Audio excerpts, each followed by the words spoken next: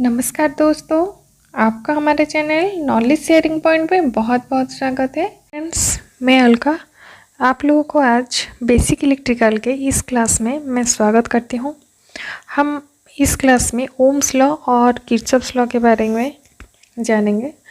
तो पहले हम स्टार्ट करते हैं ओम्स लॉ से। तो ओम्स लॉ के पहले हम स्टेटमेंट जानेंगे। According to Ohm's law, the potential difference V across any 2 points of the conductor will be directly proportional to the current I flowing through it. अगर एक कंडक्टर के potential difference को हम V लेते हैं और करंट को I लेते हैं तो इसको हम V is directly proportional to I के तौर पे लिख सकते हैं। अगर इसको ऐसे भी हम लिख सकते हैं V इक्वल टू IR, जहाँ हम R को प्रोपोर्शनलिटी कांस्टेंट के तौर पे लिए हैं और R हमारा रेजिस्टेंस है, और इस लॉ से ही हमारा रेजिस्टेंस का यूनिट ओम हुआ है।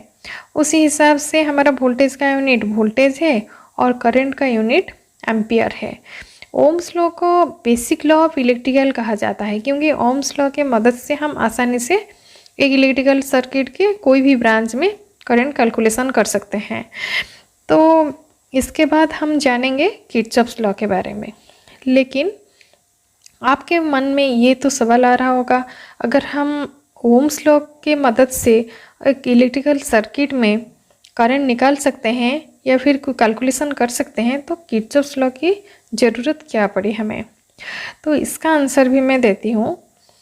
हम ओम्स लॉ के यूज करके कोई भी एक इलेक्ट्रिकल सर्किट की एक ही ब्रांच में हम करंट या फिर कैलकुलेशन कर सकते हैं। लेकिन अगर एक सर्किट में हम मल्टीपल सर्किट या फिर कोई भी एक मेश में हमें कैलकुलेशन करना होगा ओम्स लॉ के मदद से, तो हमें हर एक ब्रांच में कैलकुलेशन करते हुए आखिरी तक जाना पड़ेगा। तो ये प्रोसेस भी लेंदी होगा और एक्यूरेसी भी कम आएगा। इसीलिए हम किरचॉफ्स लॉ का यूज़ करते हैं, क्योंकि हम किरचॉफ्स लॉ के मदद से एक मेश या फिर एक लूप में आसानी से कैलकुलेशन कर सकते हैं करंट।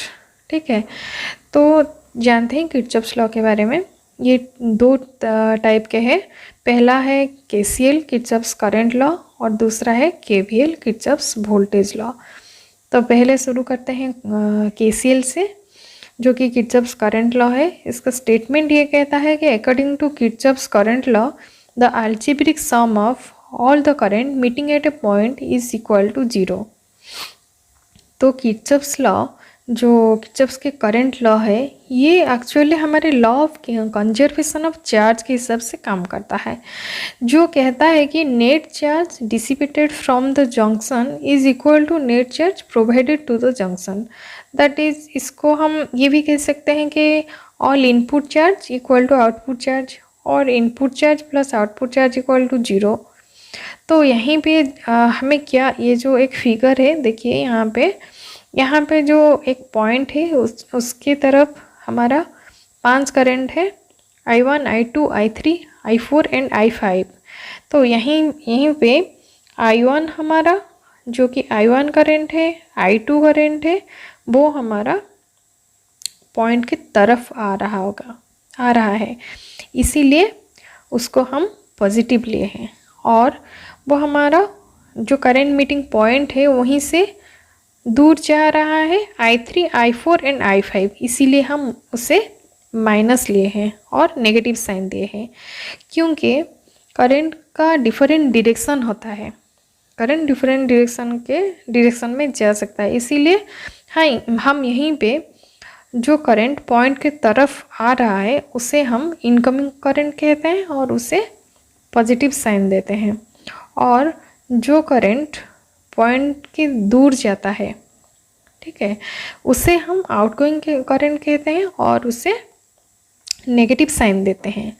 तो यहीं पे अगर इस फिगर में हम देखेंगे तो अकॉर्डिंग टू किरचॉफ्स लॉ, वो किरचॉफ्स लॉ के हिसाब से current meeting at a point is equal to 0, और इसे हम summation of I equal to 0 लिख सकते हैं। तो इस फिगर में अगर हम कैलकुलेशन करेंगे तो इसको हम ऐसे भी लिख सकते हैं I1 प्लस I2, क्योंकि ये पॉइंट की तरफ आ रहा है, इसीलिए इसे I1 प्लस I2 लिखेंगे। और बाकी 3 करंट -I3, -I4, -I5 लिखेंगे क्योंकि ये पॉइंट से दूर जा रहा है।